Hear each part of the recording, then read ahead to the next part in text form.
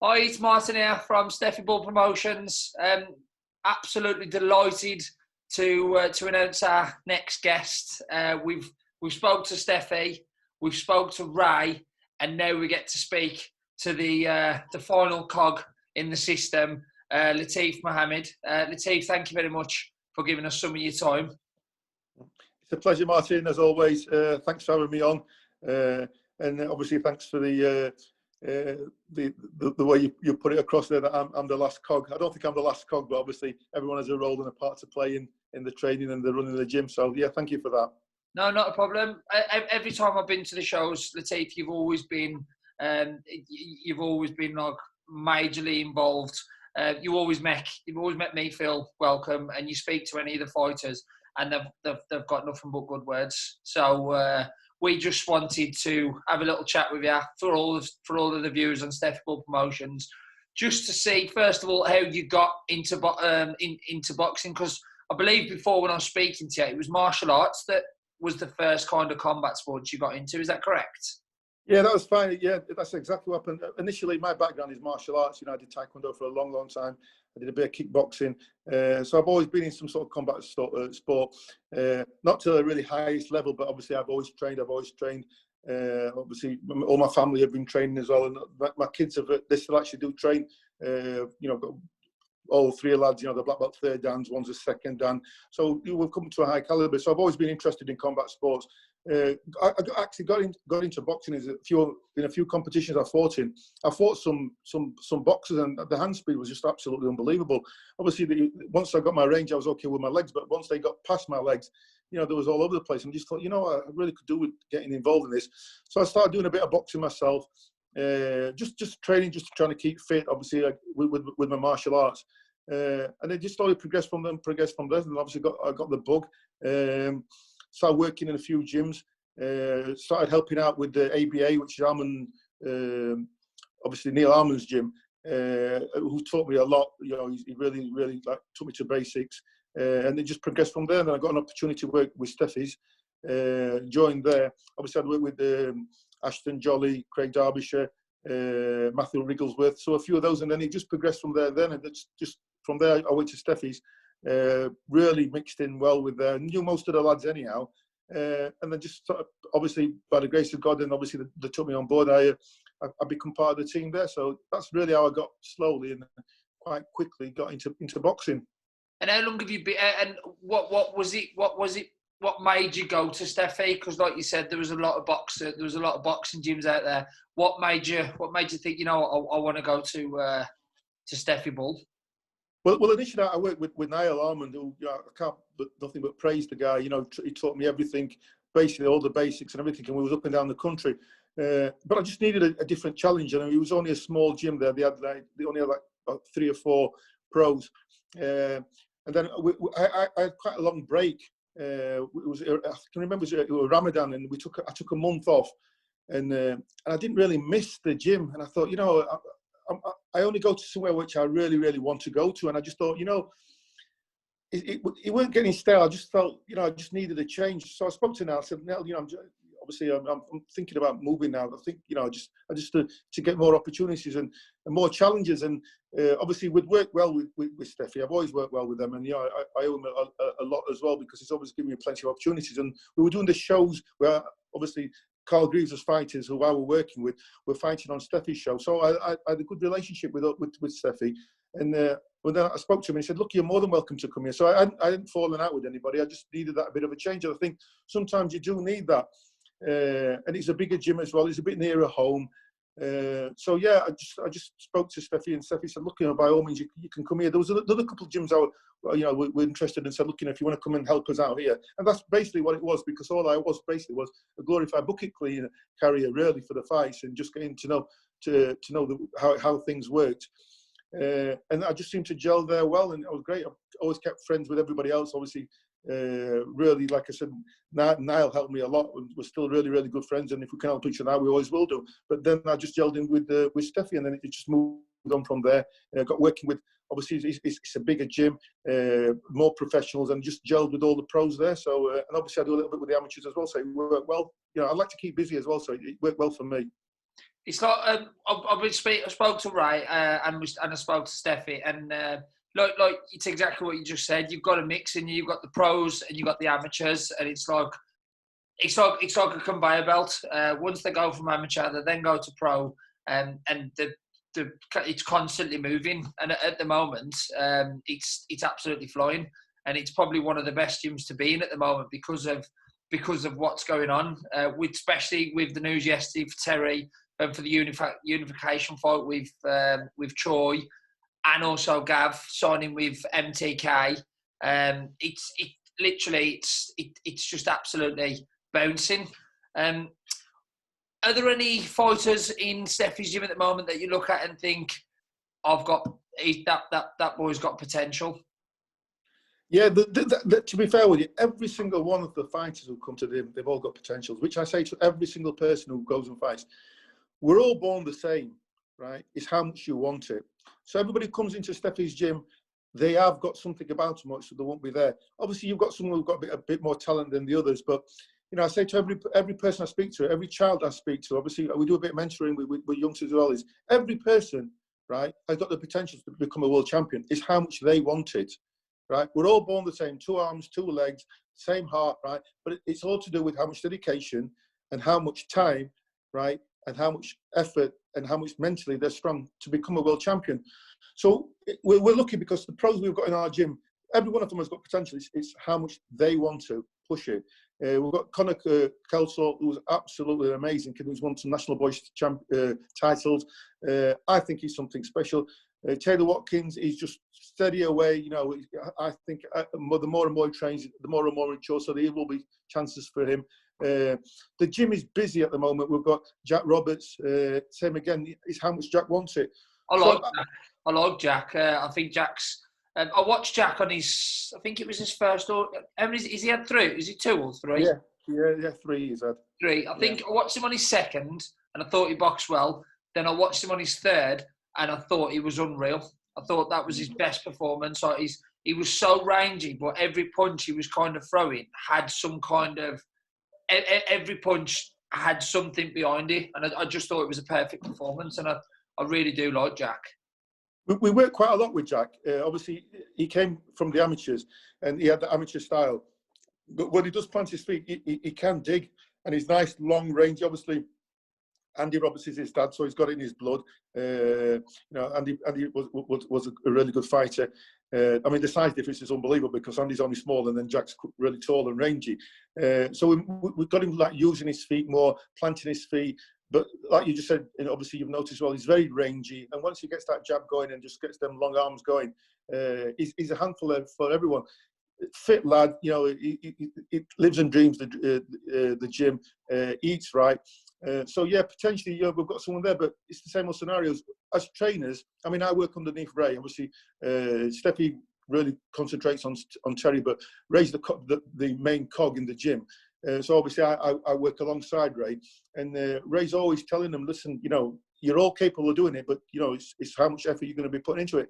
And I think Jack could surprise a few. He has got the potential. He sorts the weight out easily. But it's the same old scenarios. You're only going to get in what you put in, aren't you? So you only get out what you're going to put in. So but he's improving. He's improving all the time. And it's hard for you guys as well because this is at this time you still want the guys in the gym. You still want the guys fight, not so much firing on all cylinders because it's pointless at the moment. But you want them. You want them still at that level, but with nothing in the. Nothing in the pipeline. It's hard for you and Ray to keep them motivated. So, fair play to you and Ray and to any trainers out there at the moment that's keeping these guys motivated because with nothing in the pipeline. Can you see where I'm coming from? Is it hard keeping the fighters motivated? And what do you say to them? Well, it's hard mentally as well because obviously with most fighters, the creature of habits, they've got to have that routine. And then obviously with this COVID, it's really knocked everyone to six. But what we try to explain to them, this is the time for them is to learn stuff. right? So they've got to be in the gym. Obviously, when the lads get the call and they're in camp, if it's a 6-week camp or 4-week camp or whatever, basically they don't really learn a lot in that camp. It's basically making weight, getting them fit so they can do the rounds, getting as much sparring as they possibly can. But the time in between fights, for us, it's a learning process. They learn the drills, they learn special punches, they learn, more about themselves or what they can actually achieve. They learn about the power strength, they learn about keeping the feet. So all these things, it's a learning process. So what we're trying to do now is we're learning them more skills, which hopefully they can then take. And then when in a fight camp, they can start using them skills, like planting your feet, fighting in longer range people, obviously with Jack, Taylor Watkins, where, they're nice long rangey fighters. So start using that more. As you see from some of the training footage of Terry, because obviously she's damaged her hand. She's working more on a jab now, a leading hand from an uppercut to a hook, back to the jab. So all these little things, can you understand, will make them a better fighter. So this is what we try to motivate them by saying, listen, you still need to be in the gym, because this is an ideal time for you to learn more about the sweet science of boxing, rather than just getting to camp and get yourself fit and be able to do the sparring thinking, right, I'm ready now, because you haven't really actually learned a lot in that camp. Apart from obviously working your weight, obviously do the sparring and make sure that you're able to do the 6 rounds, the 10 rounds. So that is really something that we'll dangle the carrot in front of them and said, this is what you need to be doing. So have you got a message, and I take it that's your message to the guys at the moment, just to keep coming to the gym, because it's a bit like school, isn't it? Like they're still in the process of learning, and then like you said, when they go into camp, the learning kind of starts. It's fighting fit. It's your fitness drills. It's your sparring. It's basically putting everything. It's putting everything into place. Well, my message is to all professional fighters, all elite athletes. This is the time for you to learn more. You can never say, I know it all. Yeah, every day is learning. You find the top coaches, right? Even they're looking at other coaches and they learn something. I like to step back and watch people like Ray, look at Stefy. And we can just throw something like last week. Ray showed this technique to Terry, and she did it 2 or 3 times, and then she just clicked and did it automatically. And it just came so natural, and it was just like, wow, So things like that. So you find that you're always learning of people, and those who say, well, I know it all. You don't know it all, So I sit back and I watch coaches. I sit back and watch fighters, and then I'll point something out to them, and they say, well, why don't you do it like this? So for all, all these athletes, all the boxers especially, right? This is the time for you to look and learn. Does that make sense? Yeah, 100%. And it kind of helps when you got people like Jace Cunningham, you got Lee Appleyard, you got Terry, who've been there at the biggest stage, especially with Terry now. Like Terry's just going on to unbelievable things, and it's good for the young lads to come through and think, you know what, not so much just learn the boxing style, but just learn the way Terry's adapting to everything and just taking everything in her stride. There's something which I've learned is you can never change a fighter. Right, the technique and obviously the basics are all the same, but what you can do is you can add something on. Right, so you find a lot of rangy fighters, you can't really change their style, but what you can do is you can add something on. So you've got your people like Lee Appleyard, right, who's absolutely just a warrior, right? You cannot. We won't be able to change Lee's style now because he's that used to doing it. But what people like Ray and Stefy and Mike, we'll just point a little thing out where we can add a little bit more on. Same with Jace Cunningham. He's just. Jace fights how Jace fights, but he'll always learn something which he can add on, which may have to pull out of the bag when he's in the fight. Terry, we're always gone about Terry because obviously she's the jewel in the crown, right? And it's been a success story. But all our boxers have been success stories, and all one of our boxers in our gym, they all give 110%. Terry, she's always learning. I mean, every day, every week, we see something different. Bearing in mind, we're with Terry most days. So for us to notice a difference, she must be doing something right. Now, if you didn't see Terry for maybe 3 or 4 weeks and you went in and think, wow, but we're seeing a change every week. Little things where she just tweaks. And she's a fantastic learner. And, obviously, we rant and rave about Terry, but ideally she's a fantastic role model. She gives 110%. and it rubs off with the other boxers. Success breeds success. And the Lee Appleyards, who've been there for a long, long time, right? It's an inspiration for him, inspiration for Jason Cunningham, for Connor, for Taylor. So, we work as a team. And the thing as well is we're all down to earth. We're all there to help each other. There's no one there with big egos. We're not into big egos. And we're there to help each other. So I think the success of Terry, the same with Jason, the same with Leah, it rubs off on all the fighters. And they all think, yeah, I want to strive and be like that, or if not better. No, you couldn't have put it better. You couldn't have put it any better. And as for you guys at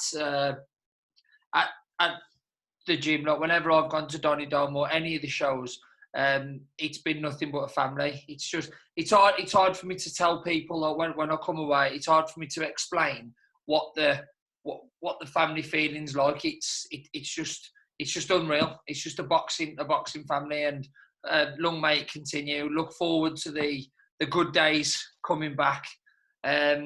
But there was just a couple of questions with you being a trainer. Just your thoughts on some of these topics.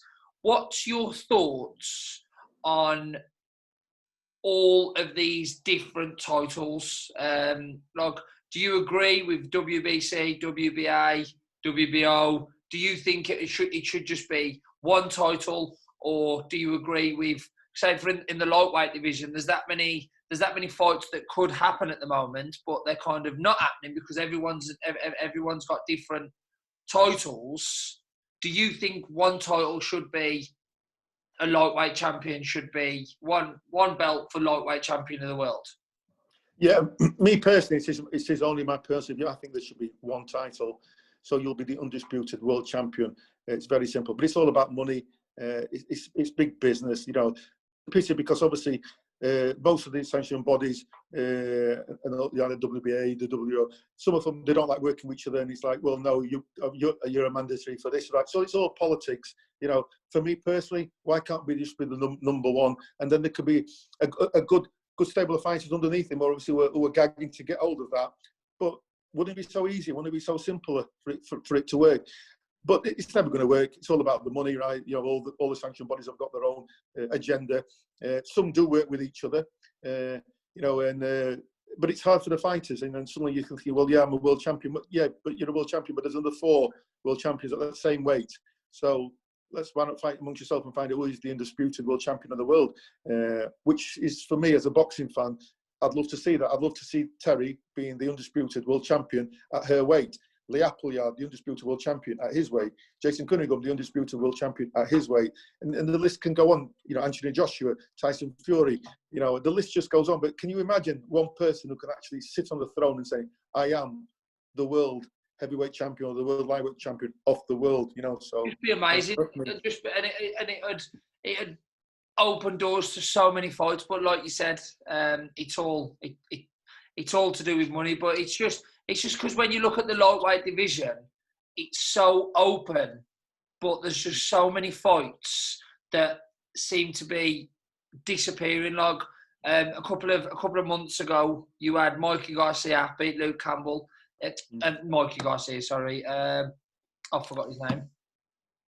What Garcia was it? It was head's gone down, don't it? Yeah, he beat Luke Campbell, and then all of a sudden he calls out Tank. And you think, oh, this is it. And then all of a sudden last week, you hear that it's him versus Pacquiao in an exhibition fight. It just makes people like Devin Haney and Gervonta Davis think, why bother? What chance have I got? You're finding as well now is these exhibition fights. I mean, I can't knock it. Two of my heroes, obviously, I met Roy Jones, I met Mike Tyson, and they fought.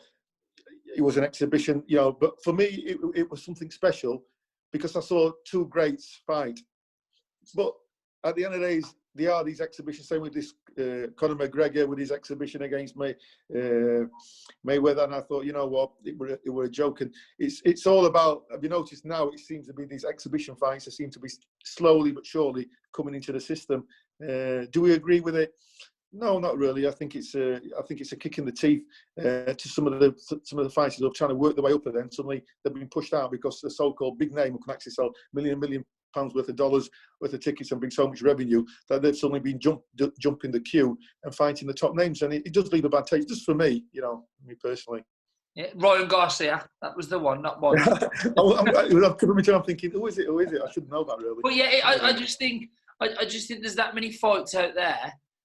Like at the moment, we're all virtually waiting for Tyson Fury versus Anthony Joshua to be announced.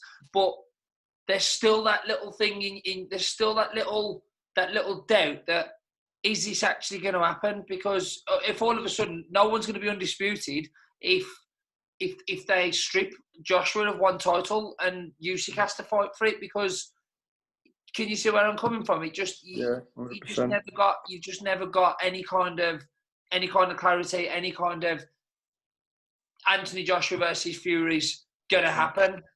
Yeah. It'll be a travesty if it's not for all the belts. Yeah. It's a strange one because it all boils down to some money, and they're earning big dollars, right? But you've hit it right on the nail, and I can't but 100% agree with you. Nobody can be 100% sure that these fights will happen. And you're thinking, well, yeah, it should happen, but then suddenly somebody else puts another poker in the fire, and you're thinking, well, it's all completely changed. Look at Usyk; he's just come from nowhere now, and he's in the mix. What about obviously Dylan White and people like that have been waiting patiently, and and a lot has got to do with politics. A lot of promoters don't get on with other promoters and stuff like that, but it's the boxing fans who miss out. And some of these careers of these boxers, obviously, they want to make as much money as they possibly can, because at the end of the day, it is a business. They are risking their lives to go in. But it's like a chess game sometimes, and it's very frustrating for boxing fans. And it must be even more frustrating for the fighters who are thinking, well, yes, I'm going to be fighting Joshua, or I'm going to be fighting Fury, and then suddenly, well, no, someone else is going to be fighting. So they've got to be mentally strong. But it's all about the money, isn't it? Let's be right about it. It's a bit like when Fury first beat Klitschko. Fury was on top of the world, and then a couple of months later, his belt gets stripped. Yeah. So you just think to yourself, and that's why I've got so much respect for Fury, because he has come back from a dark place, but he was kind of he went over to Germany, beat Klitschko, and instead of everyone saying well done, they couldn't wait to get one of the belts and strip it off him, so he wasn't undisputed champion of the world. Yeah. Same again. Politics. You've got to take your hat off to Tyson Fury. I mean, what a story. I'm a big fan of Anthony Joshua. Yeah, I like him all, but Fury for me is something special. I think it's going to take someone really, really well, I don't think there's anyone out there who's potentially can beat him. Everyone's got a puncher's chance. All the big guys have got a puncher's chance. But his box ability and his boxing brain is just something special. I still don't think he gets the recognition he should do. I think there's still a lot of prejudice against him. Listen, everyone's got skeleton of the code. He did go off the rails. But to come back. And he has come back. Let's face it. Whether people like him or not, right? From where he was and that dark place he was, is to actually come back and do what he did, right? Without even a warm-up fight, right? You've got to take your hat off to him, right? Boxing isn't just about getting punched in the face and throwing big punches, right? The art of boxing is hitting without being hit. That is, for me, it's the art of boxing. You're not there to take punches. You're not getting paid overtime to take punches, right? And look, everybody likes to fight, especially with the heavyweights where they're stand to toe and they're knocking the absolute hell 10 bells out of each other and one to a knockout. But the art is actually punching without being hit. And boxing as a science, for me, I think Tyson Fury's got it all. Can take nothing away from him. You've got the other heavyweights. I mean, it's exciting times for heavyweights, but it's only exciting if they're actually going to fight each other. That's when it's going to be exciting. So, what he did with Klitschko, unbelievable. And then what he did with Deontay Wilder, you've got to take your hat off to him. But Anthony's done really well. Anthony Joshua's done really well. And for me, I can't wait for them to fight. I really can't, because it's the punch against the boxer for me. Who's going to win? Well, I'm going to go with Tyson Fury. I think he'll beat Joshua. Everyone said, well, if Joshua lands the punch, they're all ifs and buts. If we lived on ifs and buts, there'd be no COVID and people would live forever. So let's just get it stripped down and just put them together and let's have a fight. No, that's very true. And there's a lot of talk that fight's going to happen in Saudi Arabia. Now, the reason why I've mentioned Saudi Arabia is because one of the other subjects I wanted to speak to you about is you've actually witnessed boxing in Saudi Arabia, and what I've read some of your reports, I've listened to some of your interviews. you was on the, was it Bilal, Amir Khan and Yeah. Bilal, was it Bilal? No, No. Billy Dib. Billy. Yeah, you was actually. I was actually fighting this weekend, Billy Dib. Oh, is it? Well, Yeah, you was actually in Saudi Arabia as part of the coaching staff, wasn't you? Working alongside Amir Khan's trainers. Now, what is it like in Saudi Arabia for boxing? Like, if there's any fans who decide that they do want to go out there, if you was a fan, would you go? Do you know something? It was an absolutely life-changing experience for me. It was just absolutely unbelievable. The story, I got the phone call. They wanted somebody to help out as a coach. There were two How teams. did that come about? So, had you already been doing some work in the background, or? Yeah, we've been sorting out with Asif Valley, who's obviously works with Khan, and he said, look, potentially there's a big opportunity, and we need a couple of coaches from the UK to come out. So I thought, yeah, fine. I put it on the back burner. I thought it's not going to happen. We've been working on this project for just over a year. We kept it very, very quiet because of, I'm not one of those who'll shout and spring, this is going to be happening until it actually happens. And then suddenly I got a phone call out of the blue and said, right, are you ready to go? And I went, what, ready to go where? I said, you're actually, you're going to be head coach. I went, hang on, I ain't got this experience. I said, no, listen, they've been watching me as well a little bit. I've got a good relationship with Asif Valley, with Amir Khan. And they said, look, we want to come out. We need to pick bring another coach on board, which is Ezra from Sheffield, who's actually a really, really good friend of mine. So we went out and we brought another coach on. And basically, they just let us do whatever we wanted. In obviously the training, they gave us 2 brand new gyms. There were 2 sets of teams: the Jeddah Tigers and Jeddah Sharks. Obviously, there were like 2 sets of boxers who were fighting against each other. And obviously, then there were Khan fighting Billy Dib. So I worked alongside Amir Khan's trainers. The stuff they did with Khan was just unbelievable. Billy Dib, I've got a fantastic friendship with him. Very professional athlete. To be fair with you, he'd been brought in late notice, and it was going to be a hard fight for Billy Dib. Obviously, Khan got the result and stopped him. Now, coming back to what you said about the Saudis couldn't do enough for us. They really have got the boxing bug. And you know something? The big dollars are out there. And potentially, we were the first ones to go out. There was honestly, there were rumours that Joshua were going to come out and stuff like all these people now who were fighting in Dubai, who fighting in Saudi, in Qatar. These will come after this big event. And it was Super Boxing League who actually put it on, a guy called Bill Desange, who actually threw a lot of money into it. And obviously, I think they all got paid good money as well from the Saudi royal family were involved. So they threw big money, and I could see the money. The money was just unbelievable. Expenses was no issue to them. And it went really, really well. So for those people who are a bit like bit worried and thinking, is it worth going out? It's brilliant. They look after you. Everything's right. Obviously, the drinking is frowned upon. You're not supposed to drink and stuff like that. So if you're a big drinker, then something you need to think about. I think in Dubai it's different because obviously these are some sort of drinking area where you can drink. But Saudi itself, it wasn't. But rest assured, it was a fantastic, fantastic experience. Something which I'll never ever forget. Probably I think about it maybe once a week. That's how obviously it's still in my blood. They couldn't do enough for you. The money's going to be out there. Potentially all the big fights now, I think, are going to be in the Middle East, in the UAE, in Dubai and in Saudi. They've got the money to back it. And it was just straightforward. We got paid before we even went out. There were no arguments about, taking any short corners or stuff like that. The facilities were absolutely amazing, and obviously the weather was hot, but we got used to it. But yeah, I spent a month out there, and it was an unbelievable experience. And I bet that's been just unbelievable for your career because, like you said, training against someone like watching Amir Khan's trainers. Now, anyone out there, if they don't respect what Amir Khan's done, sorry, Stefy, but Amir Khan was an absolute. He was a legend, and he has fought the best. And I said, sorry, Stefy, because Amir Khan actually beat Stefy today. So I didn't if Stefy will lie. I think Stefy let him. I think we'll say that. We'll say Stefy left him because he wanted to go home early. Yeah. But just watching Amir Khan train, did you take any kind of hints and think, our fighters could do stuff like that? I was so fortunate that they really took a liking to me. And the trainers, we got on as friends. So I was more than allowed to go and watch him train, be part of him. And did I pick up a few things? I picked up loads of stuff, absolutely. Even like for footwork. I mean, I couldn't believe, before sparring, he'd have like a 45-minute warm-up, right? I'd be knackered after 5 minutes.